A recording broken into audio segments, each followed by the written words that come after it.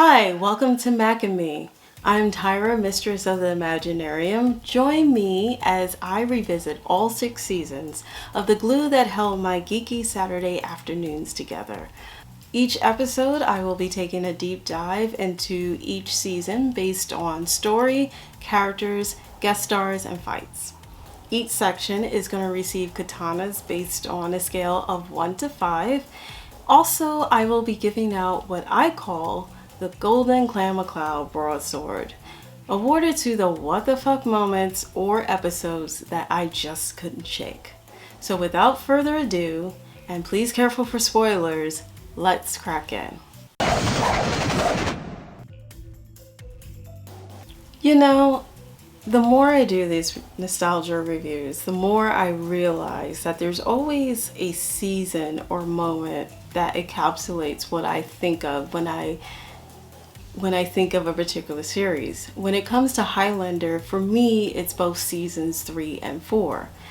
And in this season is where Duncan really starts to become Duncan MacLeod of the Clan MacLeod.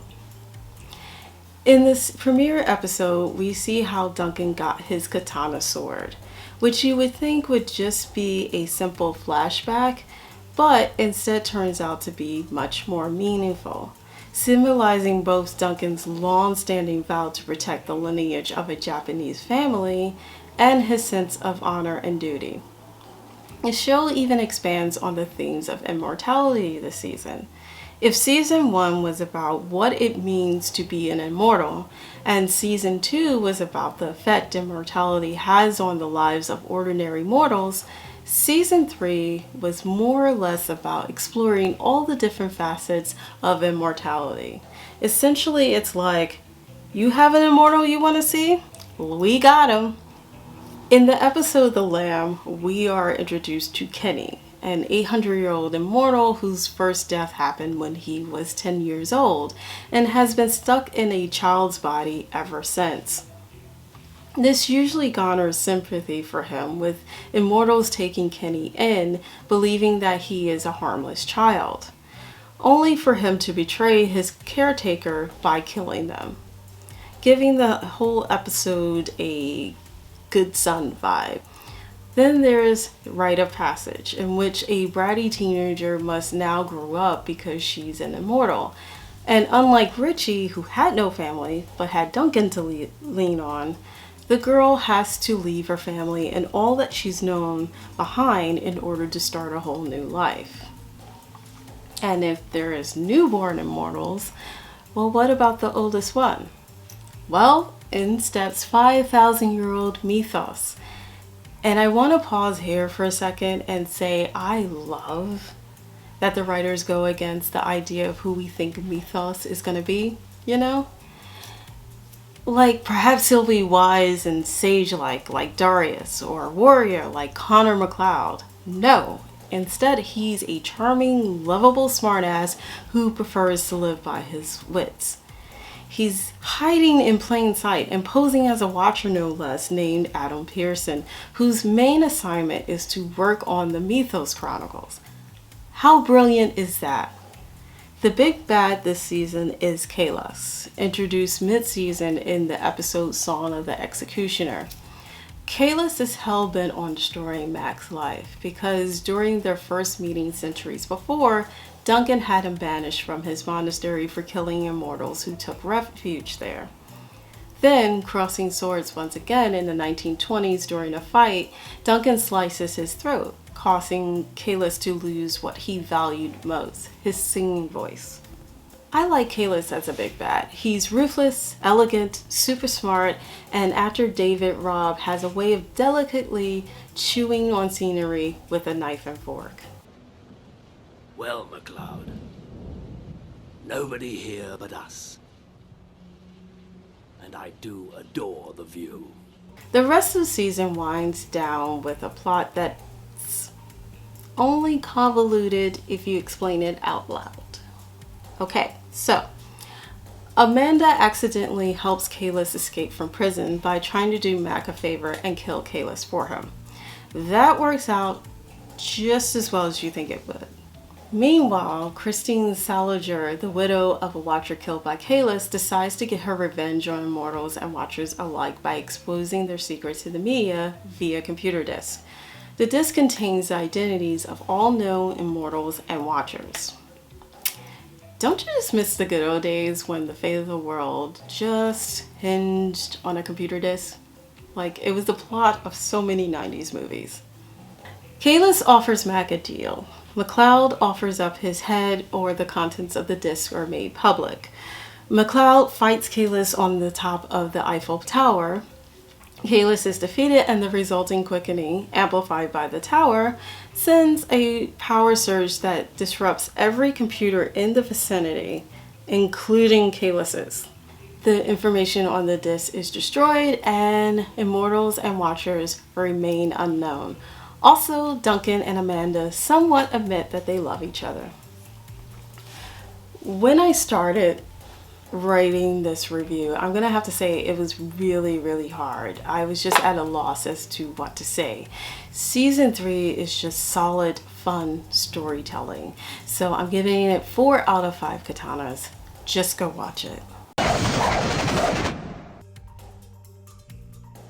Richie continues to grow as an Immortal this season, with his main conflict seeming to be that he wants to hold on to living as much as a normal mortal life as possible, and even starting a career in racing, all the while continuing to deal with other Immortals coming out of the woodwork. He's mostly gone this season, but when he does pop up, he's really only there to act as a foil to Duncan, usually taking the opposite viewpoint. And then we have Dr. Ann Lindsay, and she's there to answer the question, can Duncan love again after the death of his beloved Tessa? The answer is yes. Yes, he can. And alright, a bit pushy for my taste. Okay, look, I don't know why I don't like any of Duncan's love interests other than Amanda. The only thing I can figure is, like, you know how when your dad gets a new girlfriend and you're seriously on the fence about her, but then she goes about and ruins it by trying too hard to be your friend, and then you can only hate her after that. That's how I feel about Duncan's girlfriends. Characters were hard this time around. The main focus is on Duncan and his many adventures that occur from episode to episode. Plus, with such solid characters like Methos, Amanda, and Joe, and Kalis, it doesn't really leave room for Anne or Richie. So I'm gonna give characters a 3 out of 5 katanas this time. Season 3 continues the trend of bringing in character actors instead of stunt casting C-list actors. I mean, we do get a baby Barry Pepper, but we didn't know who he was at the time, and after Battlefield Earth, some of y'all still don't. Duncan's Watcher Joe features prominently this season, even graduating to the opening credits. The show really takes its time building the friendship between Joe and Duncan. And in the episode, The Cross of St. Antoine, Duncan helps track down Joe's girlfriend's killer after she dies. Then during the craziness that ensues when Kalis has the Watcher database, Joe breaks protocol and brings Duncan into the Paris branch of the Watcher headquarters. This is a huge no-no. Watchers are supposed to observe and record, but not interfere. Immortals are never to learn of their existence, and even if they do somehow find out, there should be no relationship between the two. But the show does try to make a case for the fact that this is easier said than done, with Watchers not only often gaining affection for the Immortals that they watch over, but sometimes forming a bond and even mourning them when they die. This is emphasized in the episode They Also Serve, an episode from the Watcher's point of view, and revolves around a Watcher that has an affair with her Immortal. The main theme of the episode is whether or not Watchers should be more involved in the game, with both sides having good points. Points that come up again and again during the rest of the series. Amanda pops in and out of this season, with her doing her cheeky best to bring fun into Duncan's life. And Charlie randomly hits the road after 4 episodes this season, after falling in love with a revolutionary and then following her back to her home country to rebuild and presumably have lots of great sex. The saddest moment of the season is the death of Fitz at the hand of Kalis. It's really jarring and comes at the end of a light-hearted episode where we see how Duncan and Fitz became friends and then, bam, beheading. I guess it was supposed to make us hate Kalis, but I'm already on Team Duncan. What are you doing? So I'm gonna give guest stars 4 out of 5 katanas. They really do make the episodes come alive this season. The series continues to benefit from the imagination of Master of Swords Bob Anderson, which is not an easy task. Being that we're in season 3, the audience has already seen how every sword fight can possibly go down. They circumvent the possible fight fatigue by tying the emotional stakes of the story of each fight and having actor Adrian Paul try to make each quickening unique. Sometimes it works, sometimes it doesn't, but I love that they try. My favorite fight this season is the final battle between Kalis and Duncan at the top of the Eiffel Tower in the season finale. I find that the best fights in the series are the ones that build up with multiple rounds between Duncan and his opponent. The location is superb. Kalis is dressed to the nines. I mean, it is just a wonderful night for a beheading. 5 out of 5 katanas. Okay, so picking a moment was really hard. I chose the world nearly learning about Immortals and Watchers via janky CD.